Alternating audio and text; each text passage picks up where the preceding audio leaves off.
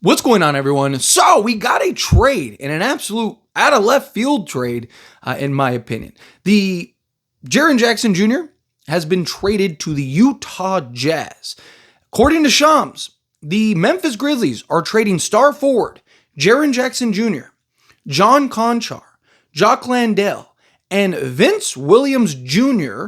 to the Utah Jazz for Walter Clayton Jr., Kyle Anderson, Taylor Hendricks, George Niang, and 3 future first-round picks. This is, again, surprising. So, a couple things to unpack here and unfold. This is, again, very surprising. So, one, Memphis gets out of Jaren Jackson Jr. Memphis trading Jaren Jackson Jr. isn't like this huge shock, isn't this huge surprise, because there have been a lot of talks about them, dating back to the offseason, of them potentially getting out of the Jaren Jackson Jr. business. Kind of makes me think, is Ja Morant right around the corner? Is he next? They basically get off of his contract, get off of that, get some assets, get some picks, get, a couple nice young guys. How much more would you have gotten for Jaren Jackson Jr.? Right? The surprise part of this is the Utah Jazz, right? The Utah Jazz trading for Jaren Jackson Jr. That to me is a bit surprising, right? But now, if you're the Utah Jazz, you're trying to go for it, right? You looking at, hey, we got a young kind of star emerging guard, right? You got Lauri Markkanen, Jaren Jackson Jr., right? Which is kind of interesting. Like, are they going to have Jaren Jackson Jr. play the 4? Are they going to move, a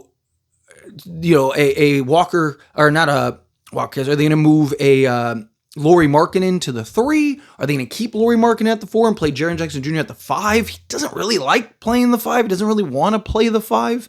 Do they keep, Walker Kessler next season and Jaren Jackson Jr. and have arguably the best defensive front court in all of basketball, and then have Lauri Markkanen play your 3?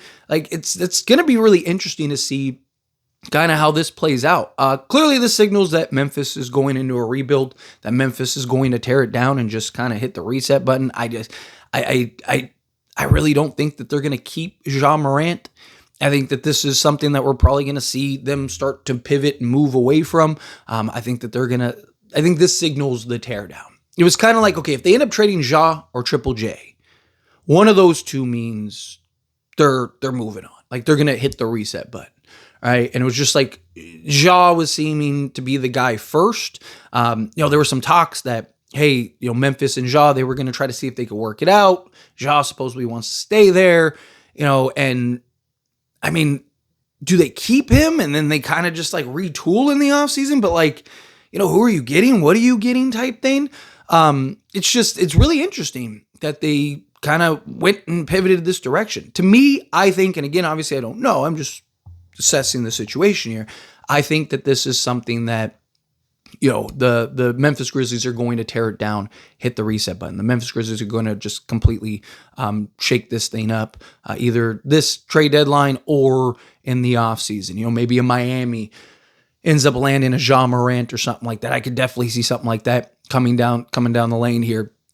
For the Utah Jazz, again, you get a all-star caliber big man that can slot in 4 or 5 for you, so you get some versatility in that regard. A former defensive player of the year who, again, is probably not your first, second option. I like the idea of Triple J. If he can be your 3rd guy, you're probably a very good basketball team. And that's kind of what I feel like here, where, he'd kind of be the 3rd guy for you.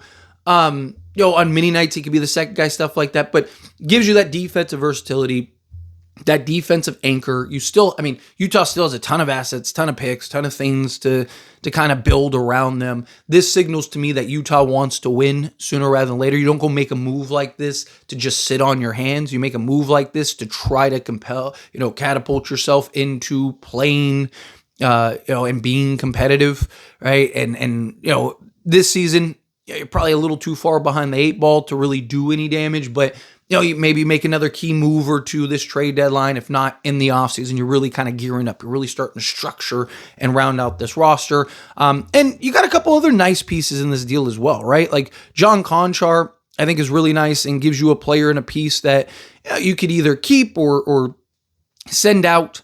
Jock Landell just gives you, just kind of a salary filler, right? Like, but, a solid center rotation guy right now, especially with like Kessler out for the season and stuff like that. You look at Vince Williams Jr., gives you another kind of young guy that has some promise and whatnot. And then again, for the Utah Jazz, right? Sending out, Walker Claxton, Kyle Anderson, Taylor Hicks, George Niang, like, again, just kind of gives a couple guys that maybe have some interesting potential with the Memphis Grizzlies. Memphis has some young guys already that they're really kind of high on that they want to kind of grow and develop. So you bring in like kind of 2 more guys for that, get some salary filler, get some future assets that now you can pivot, maybe go make a trade, maybe go make a move, something like that. Does Memphis maybe get into the Giannis business? Right? And go like, hey, we got Ja and Giannis. Would Giannis really want to go? Like, does Ja and Giannis really make sense as a duo? I don't really think so. You kind of want somebody that can space the floor. Kind of having Giannis and Ja Morant kind of feels like a bit of a clog, right? Like teams, you just kind of pack the paint and trust that Giannis and Ja aren't going to torch you from the perimeter type thing. So it's going to be interesting to see kind of where Memphis pivots and how they pivot in this after this move. Because it's a very surprising move, in my opinion, that again kind of came out of left field. Like, I wasn't shocked Jaren Jackson Jr. was traded. I was shocked he was traded to the Jazz, right? You'd think that, if he was traded, he'd go to a team, like Miami or something like that, where he's going to an organization that, is looking to kind of contend and compete now, or Utah, it's like, I don't like, how much does this move the needle for the Jazz? I don't know. To me, this kind of feels like the first of several steps that ends up moving Utah hopefully into contention at some point. That's kind of where I feel about that. But, overall, interesting trade. Maybe this trade deadline is going to start picking up, right? I mean, we're, a day and a half away from, or I guess, little less than a day or a little more than a day away from like a full cycle from the trade deadline being official. So it's the time where things start to really gear up. This is the time where things really start to ramp up. So I'm really excited to kind of see what's next on the horizon, right? So stay tuned. Anyway, as always, this is a discussion. I pass the question to you. Let me know your thoughts and opinions down in the comments. That being said, if you haven't liked this video, hit that like button. Helps me out. If you enjoy these types of videos, truly appreciate it. Not subscribe channel, hit that subscribe button. Turn on the bell notifications. Appreciate y'all. See you in the next one. Thank you.